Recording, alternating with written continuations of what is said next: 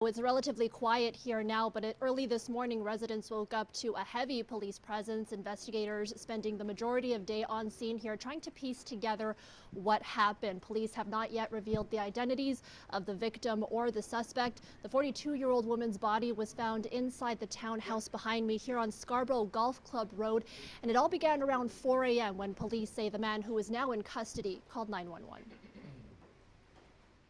The police were called to this residence by an individual, a man in his 40s, who had stated that he had caused harm to another individual, a resident of this building. Paramedics, fire, and Toronto Police arrived on scene and located the individual outside of the unit, who was identified himself as the caller. This security camera footage obtained by CityNews shows an individual walking away from the home with his head down. Later, first responders are seen arriving on scene. A person in a hoodie is handcuffed and sits on the steps of the home adjacent to the crime scene. Inspector Jeff Bengold says the 43-year-old man who initially called police did not appear to be in any medical distress at the time. We don't know what weapons, if any, were used, but ultimately the force that was inflicted upon her was enough to cause her death.